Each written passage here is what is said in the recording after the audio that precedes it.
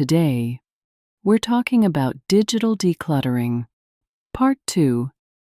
Welcome to the Gwen Omega News Podcast, the Micro News Podcast. I'm your host, Gwen. Sorry if you were expecting a tiny little lizard hawking insurance, but I'm a bit easier on the eyes.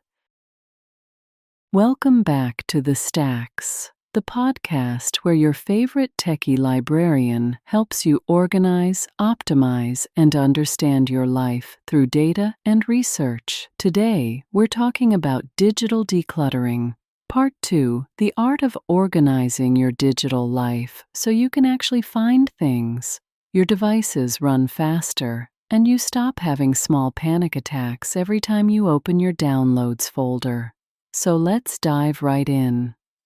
File system sanity. Your computer's file system is probably a nightmare. Don't feel bad. Most people's are. But we can fix this. The desktop problem. Your desktop should not be storage. It should be a temporary workspace. I have a rule. Nothing stays on my desktop for more than 1 week. Every Sunday, I file or delete everything. This rule has a 60% success rate, but that's still better than my previous 0% success rate. Folder hierarchy. You need a clear, logical structure. Here's mine. Documents. Work. Projects. Subfolders by project name.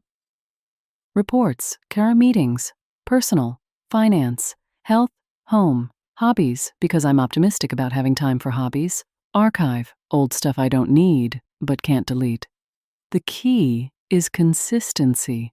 Don't have a random folder or a misc folder or a stuff folder.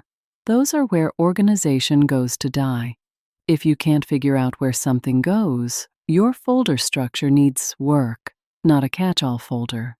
Naming conventions. This is where the librarian in me gets really excited. File names should be descriptive and consistent. I use this format: YYYY-MM-DD_category_description_version. For example, 2026-02-05_podcast_Valentine-script_V3. This way, files sort chronologically, you can search by category, and you know which version is the most recent. Is it a lot? Yes. Does it work? Also, yes. The Downloads Folder Apocalypse. Your Downloads folder is probably horrifying. Mine currently has 347 files in it, and I'm not proud. Set a recurring calendar reminder once a month. Clean Downloads folder. Go through it, file things properly, delete the rest. Most of what you download is single-use. PDFs you needed once, images for a project, installers for programs you've already installed. Delete with prejudice. App and subscription audit. Let's talk about the apps on your phone and the subscriptions draining your bank account without you noticing. Open your phone right now. How many apps do you have? How many have you used in the last month? According to data from App Annie, the average person uses only 9 apps per day despite having 40+ installed. That's a lot of digital clutter taking up space and sending you notifications you ignore. The App Purge. Go through each screen of your phone. For each app, ask, have I used this in the last 3 months? Does this serve a current purpose in my life? Am I keeping this out of guilt or actual utility? Delete ruthlessly. You can always re-download if you need it later, but you probably won't need it later.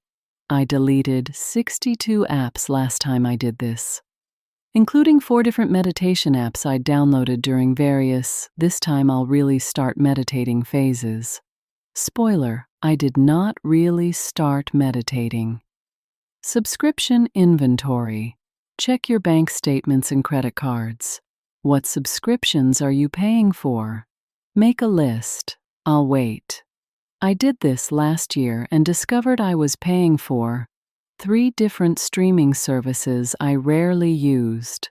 A meal kit service I'd canceled but apparently hadn't actually canceled.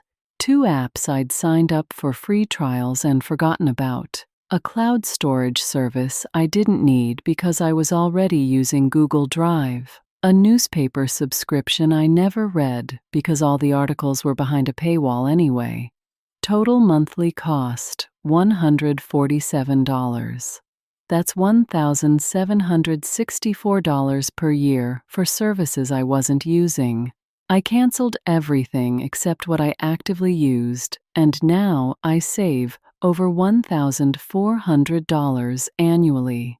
That's real money I can spend on books, or more realistically, different subscriptions I'll forget about in 6 months. Browser tab intervention. I need to talk about browser tabs because I am currently looking at 47 open tabs and I know I'm not alone in this chaos. There's actual research on this. A Microsoft study found that people who keep many tabs open experience higher cognitive load and more difficulty focusing. Each tab is an unfinished task your brain is tracking. It's exhausting. Tab management strategies. The one-tab rule. Only keep tabs open for things you're actively working on right now. Everything else gets bookmarked or closed. I know this feels impossible. I also know it's the healthiest option. The extension solution. There are browser extensions like OneTab or the Great Suspender that let you save tab sessions without keeping them actively open. You can restore them later if needed, but they're not eating your RAM or your attention. Bookmark folders. Instead of keeping tabs open to read later, create a read later bookmark folder. Be honest with yourself, though. You're probably not going to read them later. I have 238 articles in my Read Later folder from 2019. I'm not reading them. It's time to accept this and delete them. The evening close. Every evening before shutting down, close all tabs. Bookmark anything important, but close everything. Start fresh tomorrow. It's like making your bed, but for your browser. Maintenance systems. The key to staying digitally organized isn't one massive cleanup. It's ongoing maintenance. You need systems. Daily digital habits, 5 minutes. Process email inbox, clear desktop. Close unused browser tabs. Weekly digital habits, 30 minutes. Clean downloads folder. Organize recent photos. Review and update task list. Unsubscribe from any new unwanted emails. Monthly digital habits. 1 to 2 hours. Photo library cleanup. Review and cancel unused subscriptions. Update important documents. Backup important files. Quarterly digital habits. 3 to 4 hours. Full file system audit. App purge. Email filter review and update. Cloud storage cleanup.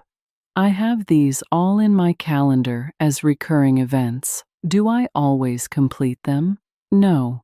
But having them scheduled means I do them more often than never, which is an improvement. All right, let me summarize this like I'm creating a finding aid for the digital decluttering collection. Email. Process everything. Unsubscribe aggressively. Use filters and labels. Inbox 0 is possible, even if I personally haven't achieved it yet. Photos. Delete duplicates, blurry shots, and accidental screenshots. Organize into albums. Consider printing your favorites. Files. Create a logical folder hierarchy. Use consistent naming conventions, and for the love of everything, clean your downloads folder. Apps and subscriptions. Delete unused apps. Audit your subscriptions monthly. Stop paying for things you don't use. Browser tabs. Close them. Just close them. Use bookmarks or tab management extensions.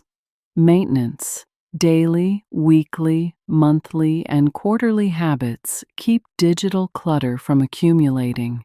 Your digital life is just as important as your physical life. Maybe more important, since most of us spend more time on our devices than in our actual homes. You deserve digital spaces that are organized, functional, and don't cause stress every time you open them. That's it for today's episode.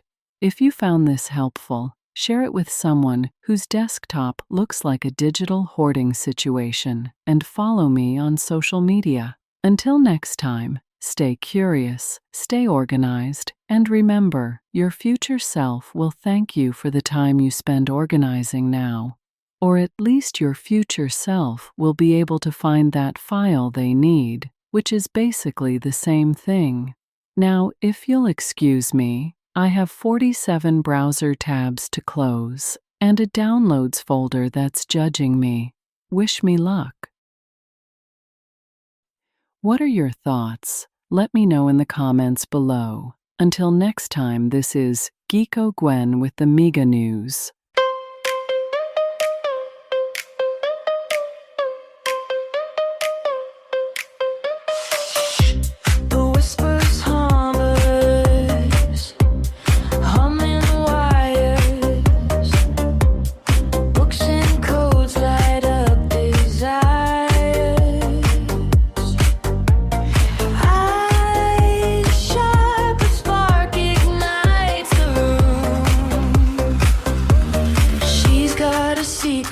Tucked in her sleeve, tech savvy twist you won't believe.